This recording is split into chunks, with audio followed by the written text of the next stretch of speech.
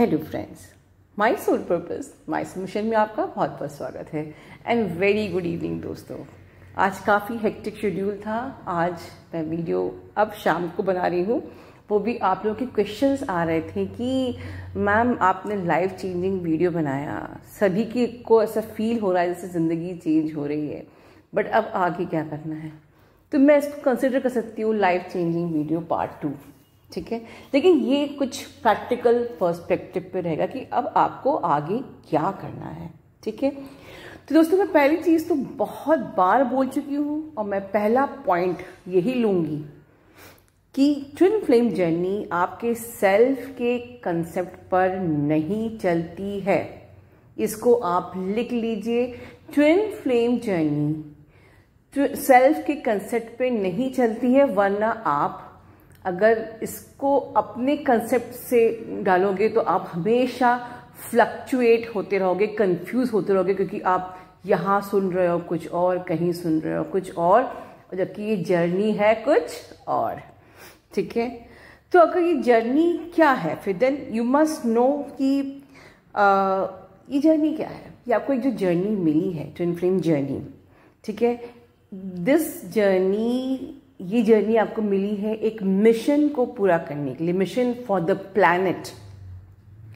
Frankly speaking, ये journey आपको एक प्लैनेट के मिशन को पूरा करने के लिए मिली है, ठीक है। और जिसमें आपके ट्विन का रोल होता है आपको लेसन लर्न कराना, और लेसन लर्न करा के आपको बैलेंसिंग सिखाना, और फिर आप दोनों मिलके उस मिशन को पूरा करते हैं। और जिसमें आपके गाइड्स, आपकी सपोर्ट टीम, आपके स्पिरिट गाइड्स, आपके यूनिवर्स सब आपको कॉन्स्टेंटली नंबर के थ्रू आपको साइन देते रहते हैं, आपको गाइड करते रहते हैं, ठीक है। सो ये तो इस जर्नी का पर्पस है जिसको आप लोग हमेशा कनेक्ट करते हो शादी से। Let me tell you once again very honestly, इस जर्नी को शादी से मत कनेक्ट करिए, because this is connection, this is not relationship. और जब आप शादी से कनेक्ट करोगे तो आप सिर्फ एट द एंड फ्रस्ट्रेट ही होगे, क्योंकि आप तो पूरे टाइम सिर्फ डीएम को ही देख रहे हो, अपनी ग्रोथ से ज़्यादा वहीं स्टक हो, वेटिंग की एनर्जी में हो। और जब आप वेट करते हो तो क्या होता है, एट द एंड सिर्फ फ्रस्ट्रेशन हाथ लगता है। तो why to waste time in the waiting, ठीक है। Let's focus on your own growth, जिसके लिए, जिस मिशन के लिए आपको ये बर्थ मिला है, let's fulfil that purpose instead of wasting time and waiting for your DM, ठीक है। I agree in the beginning, हमारी एनर्जी, जब हमारे टॉक्सिन्स होते हैं, हमारी एनर्जी ऊपर उठी नहीं होती है, दैट टाइम हमको ऑब्सेशन होता है और दैट टाइम हमें याद आती है, और तब हमको ये सब बातें जो मैं बोल रही हूँ ये समझ में भी नहीं आती हैं। क्या मैडम क्या बातें करी, यहाँ मुझे दर्द हो रहा है, यहाँ मुझे डीएम की याद आ रही है, वहाँ मैडम बात कर रही है मिशन की, ठीक है। So I completely agree with your thoughts जब तक कि आप इवॉल्व नहीं हुए हो, राइट। देन अक्सर लोग कहते हैं, मुझे इस काउंसलिंग में कहते हैं कि मैम मुझे सोल पर्पस जानना है, क्या आप मुझे सोल पर्पस के लिए काउंसलिंग देंगी। मैं आपको यहाँ पर फ्री में बताती हूँ कि आपका सोल पर्पस, आपका सबसे पहला और सबसे इम्पॉर्टेंट सोल पर्पस क्या है। सेकंड पॉइंट लिख लीजिए आज आप मेरे थॉट्स, ठीक है। आप यहाँ पर आपका पहला पर्पस है बैलेंसिंग, जो मैंने कल के वीडियो में भी बोला था। ये बार बार मैं वो बात इसलिए बोल रही हूँ क्योंकि आप लोग खुद को बैलेंस करने की जगह पर आप वेट करके अपने डीएम के आप इम्बैलेंस हो रहे हो, और जब आप वेटिंग में रहोगे तो आप इम्बैलेंस होगे, और जब आप इम्बैलेंस होगे तो बवाल होगा ही, और जब बवाल होगा तो कुछ पॉजिटिव तो हो ही नहीं सकता। तो वंस अगेन वही बात, let's not waste our time in waiting, ठीक है। हमें बैलेंस पहले सीखना है, हमारा पहला पर्पस है। क्यों बैलेंस सीखना है, क्या पर्पस है। पर्पस जो है हमारा पहला पर्पस, पहला mission, to change the 5D timeline of the 3D। 5D consciousness को हमको 3D में लेके आना है। कैसी होगी 3D में 5D की कॉन्शियसनेस कैसे आएगी। Is it possible?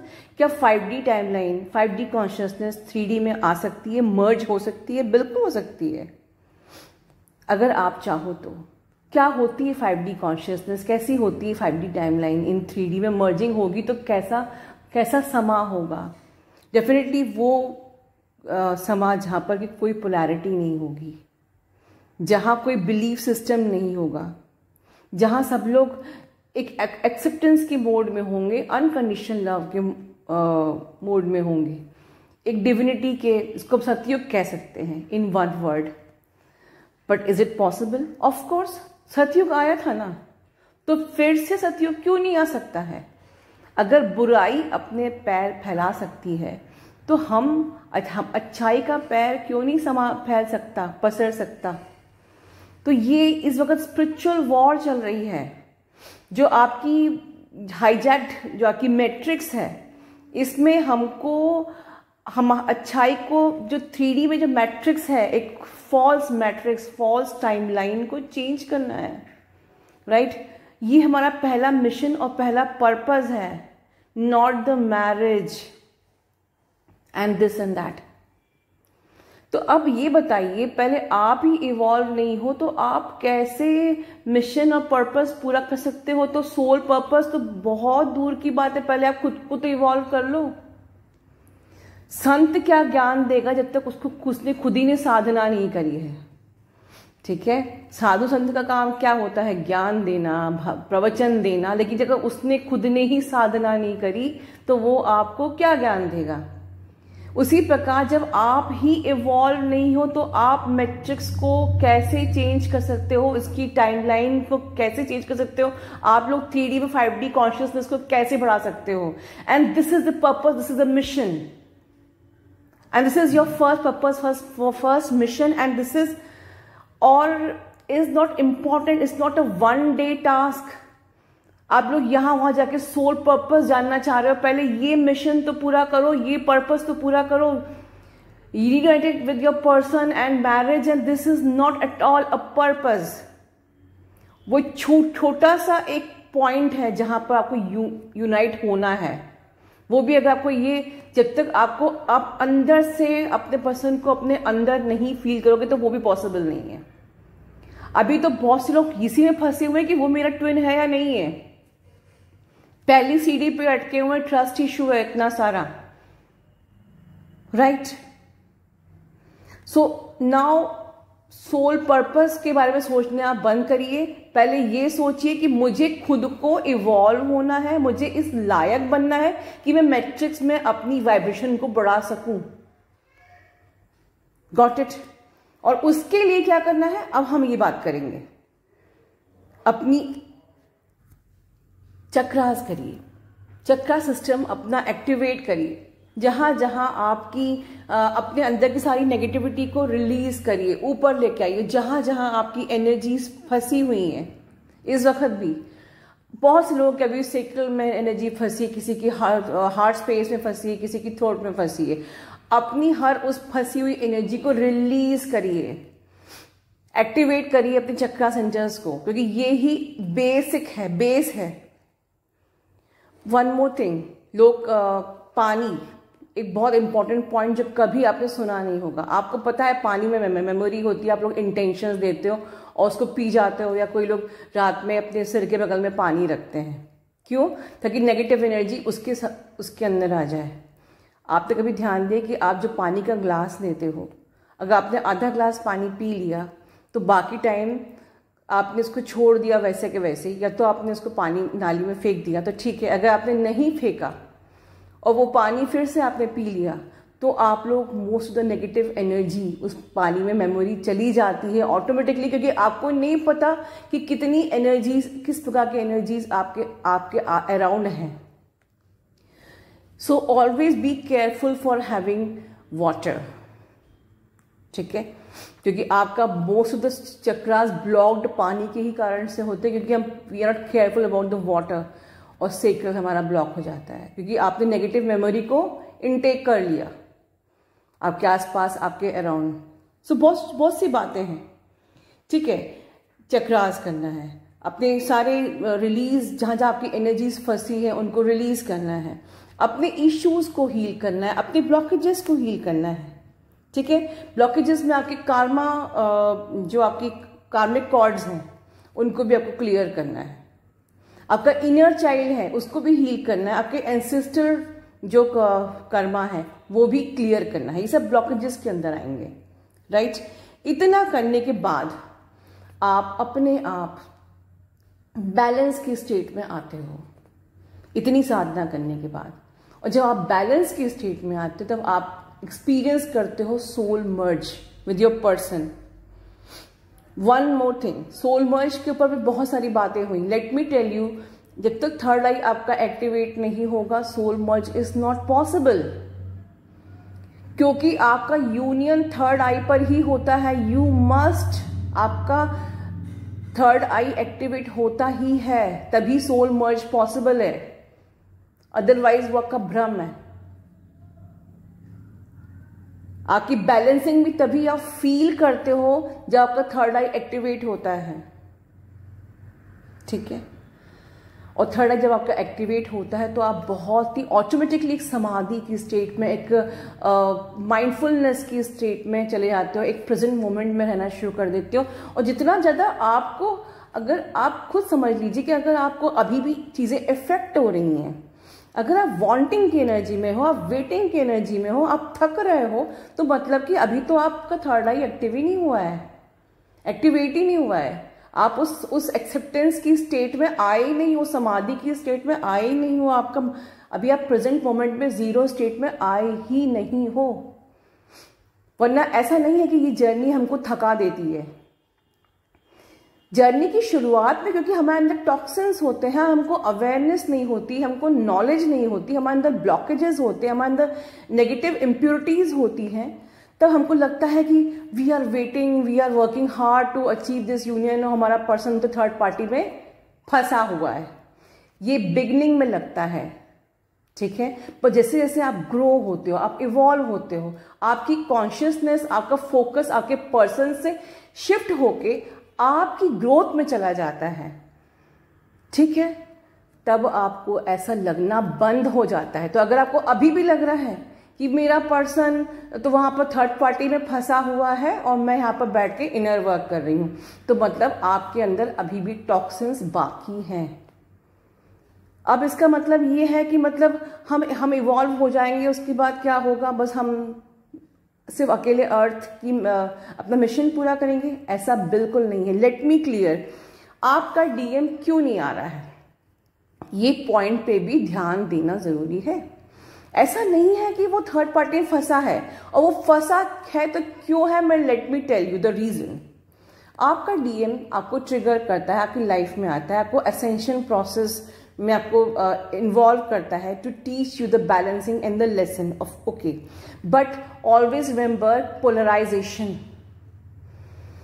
जब वो आपकी लाइफ में आते हैं, ठीक है, बिफोर सेपरेशन की बात कर रही हूँ, तो आप अपनी पूरी इंटेंसिटी दे देते हो, पूरा आपका फेमिनिन साइड इतना ज़्यादा हाई रहता है, और ड्यू टू पोलराइजेशन उनका मैस्कुलिन साइड बिल्कुल वो डिसॉल्व हो जाता है, वो रन कर जाते हैं। फिर आपको मिलता है सोल शॉक, और फिर आपको आना पड़ता है इस जर्नी में। जब आप फेमिनिन साइड, मतलब कि आप बहुत ज़्यादा इमोशनल होंगे, बहुत ज़्यादा आप कमज़ोर होंगे, बहुत ज़्यादा वीक होंगे, ठीक है, एक डिसऑर्डर फेमिनिन आपका, अगर आपका फेमिनिन साइड बैलेंस नहीं होगा तो वो रन करेंगे, और वो रन करके जितना ज़्यादा आपका फेमिनिन साइड इम्बैलेंस होगा उतना ज़्यादा उनको वो थर्ड पार्टी में जाएंगे ही, वो टॉक्सिक कनेक्शन की तरफ अट्रैक्ट होते ही हैं। Almost it's a case of 80% of divine masculine, कि जितना ज़्यादा आपका फेमिनिन साइड अगर डिस्टॉर्टेड है, इम्बैलेंस है, तो आपका पर्सन टॉक्सिक कनेक्शन में फंसता ही है, आपसे डर के, रन करके। So balance your feminine side, balance your masculine side. और अगर आपका हाइपर आपका हो जाएगा तो आपका पर्सन लौट के आ जाता है, मैस्कुलिन साइड एक्टिव, वो लौट के आता है, पर तब भी again imbalance, seesaw. So you know that seesaw is the key of this journey. Practice balancing everywhere in your relation. और ये सिर्फ अपने डीएम के साथ नहीं, एवरीवेयर आप प्रैक्टिस करेंगे. जब आप हर एक रिलेशन में बैलेंस को प्रैक्टिस करेंगे, करते करते वो आपकी आदत बन जाएगी. ऑटोमेटिकली आप 5D कॉन्शियसनेस को 3D में मर्ज करने का अपना मिशन पूरा कर लोगे. That's the key. Understand? So main thing निकल के आई, जस्ट निकल के आया, बैलेंसिंग सीखना है बस. ये वेटिंग फॉर योर पर्सन और हम थक रहे हैं, हम टायर्ड हो रहे हैं, हम इंतजार कर रहे हैं, हम फ्रस्ट्रेट हो रहे हैं, सब बकवास है. It's the stage of beginning जब आपको नॉलेज ही नहीं है, अवेयरनेस ही नहीं है.